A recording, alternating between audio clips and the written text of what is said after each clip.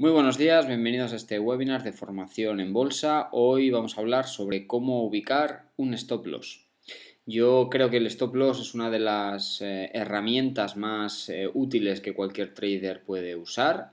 Digamos que hay tres grandes patas dentro de lo que sería un sistema de trading. Lo primero es la definición de las reglas de entrada y salida. El segundo punto, precisamente en la definición de las reglas de entrada y salidas, está el cómo ubicar el stop loss, y el tercer punto está en la gestión monetaria. Estas tres patas son las que forman un buen trader, además de una cuarta pata como pudiera ser la diversificación y los criterios de inversión y selección de activos. Hoy, ya os digo, vamos a hablar sobre cómo ubicar un stop loss. También ha habido algunas demandas de algunos usuarios sobre la importancia que tenía este punto y poder hablar sobre él, así que vamos a ello. El primer punto que a mí me gustaría empezar a destacar sobre los stop loss, o cuando hablamos sobre los stop loss, es muy importante, es definir o refrescar qué entendemos por stop loss. Y un stop loss no es más que una orden, y esta orden la podemos ejecutar a mano, es decir, cuando vemos que el precio está en un punto concreto la podemos ejecutar, o bien puede estar preprogramada en los brokers y esta orden por tanto es automática. Esto siempre debe ser gratuito. Aquel broker que alguna vez creo que os lo he dicho, algún broker que os quiera cobrar por tener stop loss automáticos, os recomiendo que dejéis de operar con él. Y estas órdenes lo que nos permiten es salir de una operación. Al final el stop loss lo que nos saca es de la operación, ya sea con beneficios o ya sea con pérdidas. Depende de ese momento en el que se ejecuta y el punto en el que nosotros estemos. Cuando nosotros ponemos un stop loss, lo ponemos para cubrir una serie de objetivos. Fundamentalmente, definir un máximo de pérdidas. Al final, el stop loss, si el precio baja y se ejecuta, al sacarnos de la operación nos va a determinar cuál es la pérdida máxima que nosotros vamos a tener en ese momento. Luego hay deslizamientos en momentos de alta volatilidad, etc. Si el broker es mejor y tiene más liquidez, habrá menos deslizamientos. Al final, el deslizamiento es lo que el broker tarda en cerrar nuestra orden desde el nivel en el que nosotros lo hemos definido. Pero fundamentalmente el stop loss nos determina un nivel máximo de pérdidas. Además, es una pata fundamental para determinar una correcta gestión monetaria. Para aquellos que no saben muy bien vincular el stop loss con la gestión monetaria, os recomiendo que reviséis nuestro canal de YouTube, porque vais a encontrar en el webinar Gestión Monetaria una relación directa entre lo que es el stop loss y la gestión monetaria. También el stop loss nos va a determinar sobre todo cuando una lectura de mercado es incorrecta. Es decir, yo compro un activo, pienso que va a subir, y hay un momento determinado en el que el activo, si no sube y empieza a bajar, yo tengo que decir que estoy equivocado y que mi lectura de mercado es incorrecta. Ese stop loss nos va a ayudar precisamente a ejecutar esa lectura errónea de mercado. No penséis que todos en cualquier momento del mercado aciertan. Normalmente un buen sistema de trading acierta un 60-65% de veces el mercado, es decir, en un 65% de veces yo acierto cuando digo que algo va a subir y realmente sube. El 35% restante me equivoco. Yo y cualquier trader que opera. Hay sistemas incluso que tienen un ratio de 50-50 o 40-50 y son ganadores. Con lo cual, al final, el stop loss nos va a determinar cuándo nos estamos equivocando al decir que el mercado va en una dirección y al final va en otra. Y obviamente es la salvaguarda fundamental para nuestro capital, que es lo que debemos preservar siempre que hacemos trading, el capital que tenemos invertido. Bien, pues fijando este concepto, que el stop loss nos sirve para salir y que determina el riesgo y la lectura incorrecta del mercado, avanzamos. Y ahora imaginemos que estamos en una operación como esta. Esto es una compañía de transportes del sector que está integrada en el SP500, Knight Transports, una empresa que cotiza en máximos históricos y que está subiendo. Y nosotros imaginamos que, y esto ya os lo recomiendo, es una muy buena estrategia, compramos acciones en máximos históricos y decimos, esta acción tiene buena pinta, yo esta acción la compro. El punto no es tan importante el cuándo la compro, porque es obvio que esta tendencia está subiendo y por tanto nadie puede decir que esta empresa, desde el momento en el que rompe este nivel, que rompe ese punto, nadie puede decir que esta empresa no está subiendo. Es decir, esta empresa está subiendo hacia arriba. a priori es una compañía en tendencia alcista. Y eso lo tenemos claro. Y como tiene una tendencia alcista, es buena para comprar. Pero ¿y cuándo vendemos? Pues el stop loss nos tiene que ayudar precisamente a esto. Porque si no sabemos cuándo vendemos, si nosotros hemos entrado en 33, como era el anterior caso, nosotros hemos entrado por aquí, si no sabemos cuándo vender, la acción sigue bajando, bajando, bajando, se pone en 25 y aquí se puede pasar una vida y puede seguir bajando y nosotros seguir esperando. Al final el stop loss nos tiene que determinar cuándo algo es hora de salir y cuál es el mejor momento. Lo que vamos a ver hoy son las mejores estrategias para poder salir de una forma eficiente y de una forma correcta. Con lo cual, lo primero que tenemos que establecer es una metodología para definir los niveles de stop loss. Al final, como os digo, el stop loss lo que nos debe responder es a la pregunta sobre cuándo nuestra lectura del mercado es incorrecta. Cuando yo estoy comprando, tengo una tendencia alcista, cuando esa tendencia alcista ha acabado y por tanto yo debo recoger beneficios. O bien cuando yo estoy operando en un mercado lateral y por tanto hasta cuánto tengo que dejar que el precio se salga de ese rango lateral. Por eso fundamentalmente debemos responder a esa pregunta. ¿Cuándo salimos? Y de qué manera salimos. Al final el stop loss tenemos, digamos, dos tipologías para ubicar ese stop loss.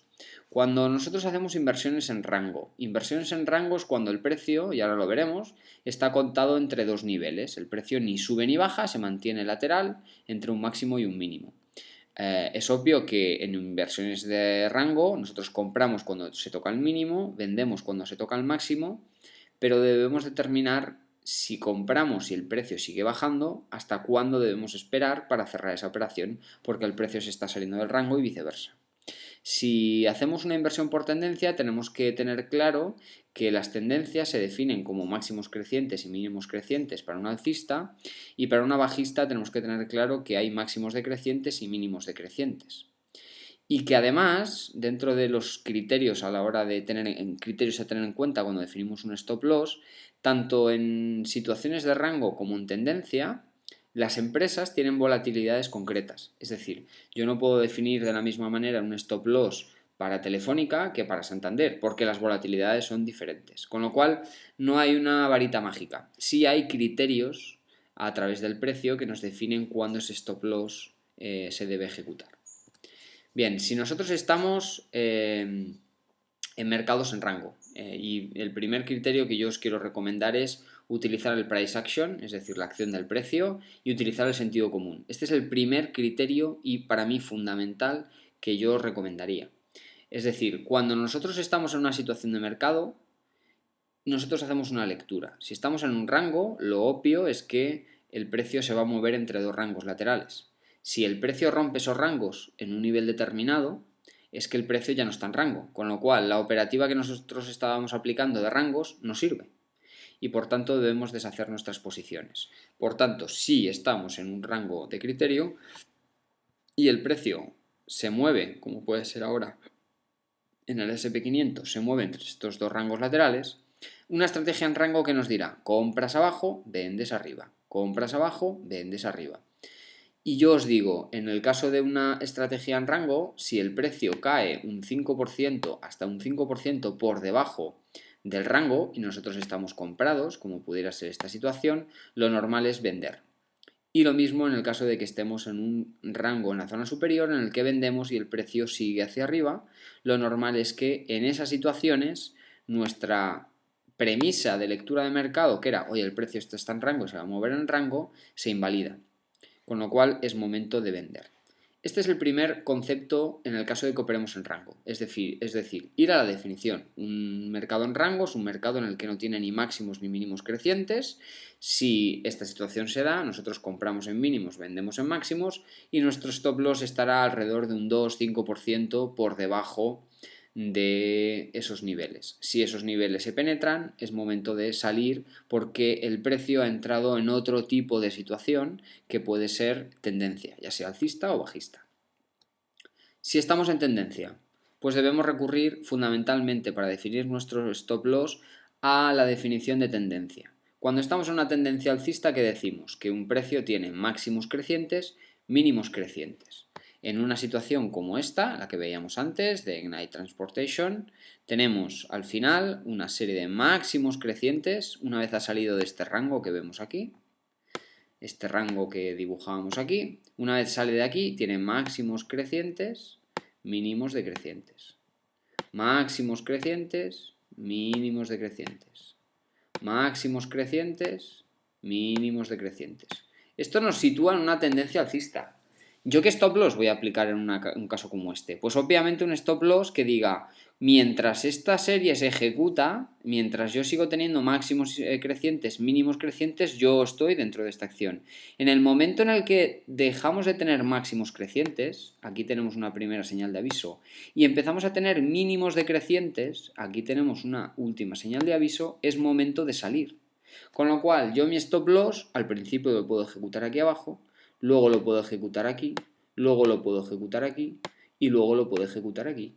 En el momento en el que un criterio se viola, que es el caso de la tendencia alcista, que empieza a tener máximos, pase de máximos crecientes a máximos decrecientes, o en una tendencia bajista, los máximos pasan de ser decrecientes a crecientes, es el momento de salir. Con lo cual, el stop loss, cuando lo definimos por primera vez, nos tenemos que basar en el precio. Y el precio ya nos va a hablar sobre la volatilidad tradicional que suele tener esa acción. Yo además os invito a que utilicéis algunos indicadores, fundamentalmente uno, que os puede ayudar mucho, a visualizar fundamentalmente cuáles son los mínimos más importantes en una tendencia alcista que tenemos que vigilar y cuáles son los máximos más importantes en una tendencia bajista que tenemos que vigilar. En este caso, si trabajamos en gráficos semanales, os diría el de 30 periodos, la media móvil de 30 periodos. Si trabajamos en gráficos diarios, la media móvil de 200 días. Estas dos medias, en función del time frame que nos ubiquemos, fijaros que aquí estamos en semanal y estamos con la media móvil de 30, que es esta azul que veis aquí, nos va a ayudar fundamentalmente a determinar cuáles son los mínimos más importantes. Con lo cual, cuando definimos nuestro stop loss, buscamos sobre todo zonas de defensa en mínimos que testean esta media. Este es uno y este es otro. Fijaros que en el momento en el que el mínimo que testeaba la media móvil es roto, como era en este caso, el precio se descuelga hacia abajo. Este es el mejor momento para salir. Da igual donde hayamos entrado. Es decir, yo he podido entrar aquí y por tanto en el nivel de 24 tengo un beneficio. He podido entrar aquí arriba y aquí voy a tener que asumir una pérdida. Pero es importante que nos acojamos a la definición. Y alguien dirá, bueno, ¿y por qué no utilizas una línea de tendencia? ¿Por qué nos apoyamos en las medias móviles? Fundamentalmente porque las líneas de tendencia son rígidas, son mucho más rígidas. No tienen esta flexión que va haciendo la media móvil, con lo cual es mucho más complejo, tenemos que ir definiendo y tenemos que ir trazando líneas de tendencia constantemente en nuestro gráfico para determinar cuáles son los mínimos relativos más importantes.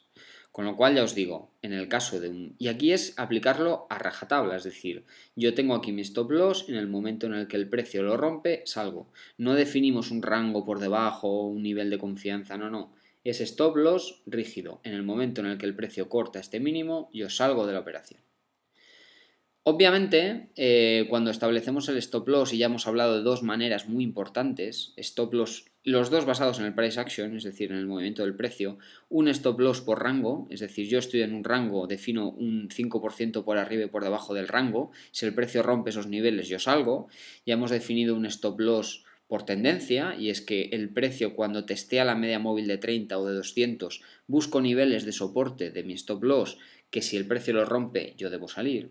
Igualmente tenemos dos maneras de ejecutar esos stop loss. O stop loss fijo, es decir, no movemos el stop loss hasta que la operación se cierre. Nosotros no movemos, nos mantenemos desde el inicio ese stop loss. Imaginaros en la operación anterior, yo entro en la operación en este nivel y yo defino que mi stop loss está aquí. Este stop loss es para siempre. Yo no lo voy a tocar, no lo voy a mover, no lo voy a modificar y voy a dejar que el precio evolucione. Pues obviamente en tipos de stop loss como estos, ya sean en manual o en automático, nos permiten amplitudes mayores del movimiento. ¿Por qué? Porque el precio va subiendo, va subiendo, va subiendo, si todo va bien, y el stop loss nos acerca al precio. En estos casos sí que debemos ir acompañados por un límite de beneficio, porque si yo no sigo al precio y yo dejo que el precio evolucione, en algún momento tengo que determinar que ya he salido. Sin embargo, hay stop loss que denominamos como móviles, es decir, son stop loss que van siguiendo al precio. Evolucionan a medida que el precio evoluciona. Si yo compro y el precio se gira y salgo, pues no he tenido que moverlo. Pero si el precio va evolucionando hacia arriba, mi stop loss va intentando seguir el precio. Entonces, aquí obviamente la parte positiva es que el beneficio es ilimitado, porque si el precio va subiendo, mi stop loss va subiendo, hasta que el precio no se gire, puede evolucionar todo lo que quiera. Sin embargo, son más sensibles a cambios de volatilidad. ¿Por qué? Porque mi gráfico, mi stop loss, está acostumbrado a que el rango diario pues sea más o menos de esta amplitud de barras. En el momento en el que rangos como estos puede verse afectado. Y además, cuando utilizamos un stop loss móvil, tenemos que ser un poquito más precisos a la hora de ubicarlo. Si nosotros lo vamos ciñendo mucho al precio, será muy fácil que salte. Por eso es importante que cuando ponemos un stop loss recordemos siempre que el stop loss no está para cerrar una operación, sino está para decir que se cierra la operación porque la lectura de mercado, en este caso una compra, ya es equivocada y por tanto ya es hora de vender. En un caso de stop loss dinámico, pues imaginaros, hemos entrado aquí, nuestro primer stop loss podría estar aquí abajo, luego aquí y luego finalmente aquí, que es en el momento en el que sale. El precio podría haber evolucionado mucho más arriba y nosotros iríamos moviendo el stop loss hacia arriba. Esto lo que nos permite, y esta es la estrategia que yo recomiendo más a la hora de ubicar un stop loss, es que tengamos beneficios ilimitados y pérdidas limitadas, que esto es un poco la máxima que se busca en toda situación de trading. ¿Hay otros sistemas de stop loss? Los hay. Yo os he recomendado fundamentalmente el que se basa en la definición del movimiento y en reglas o en algunos trucos para poder visualizar fácil ese stop loss. Hay muchos más. Hay algunos basados en ATR, es decir, en el Average True Range, es decir, definidos en volatilidad, donde el stop loss se basa en la cotización menos la volatilidad, es decir, si yo tengo una acción que cotiza a 33 y diariamente se mueve en más menos un punto y yo aplico 30 periodos, pues aquí lo que haría sería la media de la volatilidad de los últimos periodos por debajo del precio y ya tendría mi stop loss. Hay otros indicadores mucho más enrevesados, algún día entraremos en ellos porque vale la pena y son interesantes. Uno de ellos es el SAR, que es el Statistic, es una banda parabólica, el Parabolic SAR, que nos permite a través de un cálculo sobre la campana de Gauss de la volatilidad definir dónde está o dónde podría estar nuestro stop loss. También podemos utilizar líneas de tendencia, uniendo máximos y mínimos del precio, sobre todo cuando estamos en tendencia. Y también cierres pues en base a otros indicadores. Imaginaros, yo tengo un MACD, cuando cruza la línea de 0, pues salgo.